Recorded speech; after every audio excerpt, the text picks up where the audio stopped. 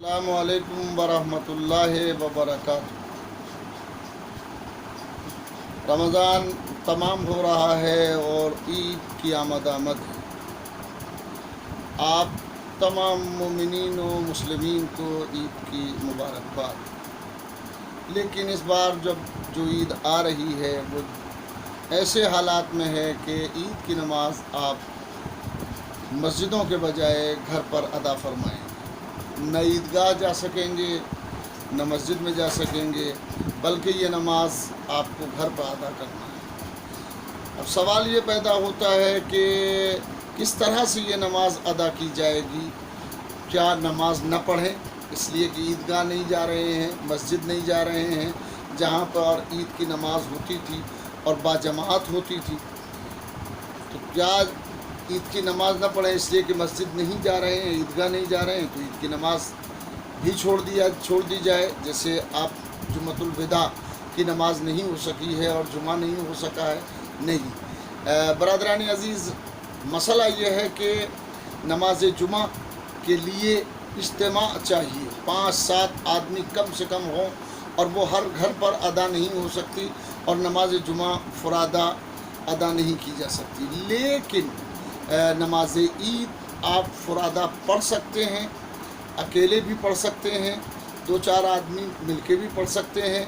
झमघटा ना लगाइए, बहुत ज़्यादा इज्तिमा ना हो, 2-4 आदमी खड़े होके कहीं पढ़ सकते हैं। अगर कोई ऐसा पढ़ाने वाला है कि जो आपको नमाज ईद पढ़ाए और उसकी तरकीब जो है वो बिल्कुल वाज़ेह है।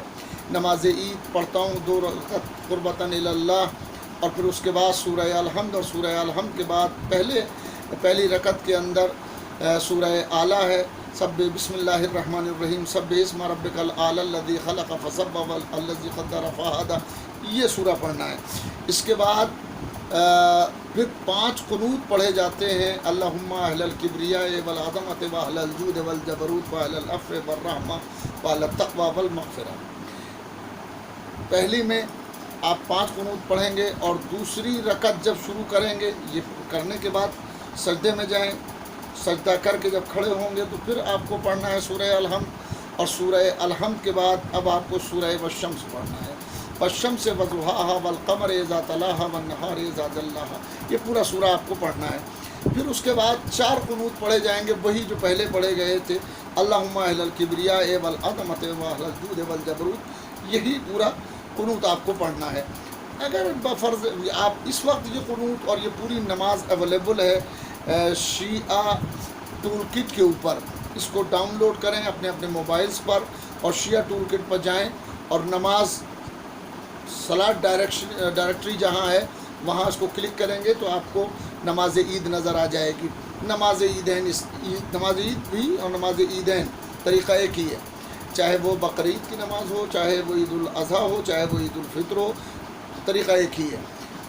या तो वहाँ से उसको लेकर के पढ़ें, अगर उसको लेकर पढ़ सकते हैं तो सूरा भी पढ़िएगा, कुनूत भी पढ़िएगा, दूसरी रकत में भी सूरह हम, फिर सूरह शम्स वश्शम्स वज़ुहा और उसके बाद कुनूत। और अगर जिसको ये भी दस्तयाब न हो और वो ये इतना न कर सकता हो तो उसको कम से कम फिर ये करना है कि अगर उसको सूरह ये याद हैं तो तन्हा खुद वो इसको पढ़े, और अगर ये याद नहीं है तो फिर उसको उस तरह पढ़े जैसे सुबह की नमाज़ पढ़ी जाती है, यानी सूरह अलहम्द के बाद जो सूरा याद है वो पढ़े, फिर उसके बाद 5 कुनूत पढ़े।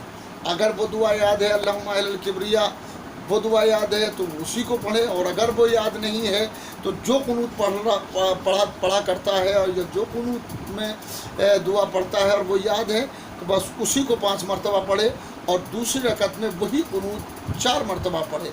इसलिए कि इस वक्त जो ईद आई है वह अजीब बेकसी की ईद है और खुदा इस ईद के सदक़े में और इस रमज़ान के सदक़े में, रमज़ान आखिर हो रहा है, दुआएं कीजिए कि इस लॉकडाउन से और इस बीमारी से, कोरोना वायरस से नजात मिल जाए। बेशक अल्लाह बड़ी बड़ी मुश्किलात का हल करने वाला है, अल्लाह सबसे बड़ी ताकत है। ये बड़ा इम्तहान है हम लोगों का, आप लोगों का, सबका इम्तहान है। परवरदिगार इस बला से सबको महफूज फरमा दे, परवरदिगार इस बला से सबको बचा दे।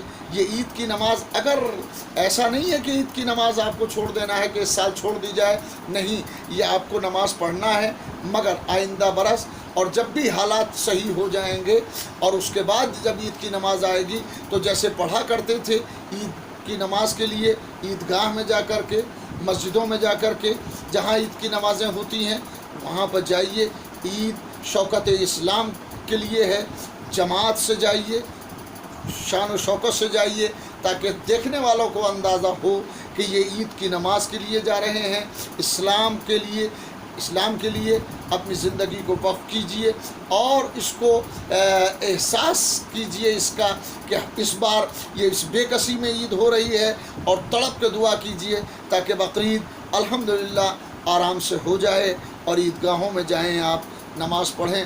خدا آپ سب کو سلامت رکھے، خدا آپ سب کو ترقیاں دے۔ بس پچھلی ویڈیو میں جو میں نے بات کہی تھی، پچھلی تقریر میں وہ پھر دوہرا رہا ہوں، اپنے سے کمزور طبقے کا خیال رکھنا ہم سب کی ذمہ داری ہے۔ جتنا ممکن ہو سکے اگر ہم میں سے ایک آدمی دوسرے کا ہاتھ پکڑ لے یا دو کا ہاتھ پکڑ لے، ایک آدمی دو آدمیوں کا ہاتھ پکڑ لے تو مسائل خود بخود آسان ہو جائیں گے اور حل ہو جائیں گے۔ والسلام علیکم ورحمۃ اللہ وبرکاتہ۔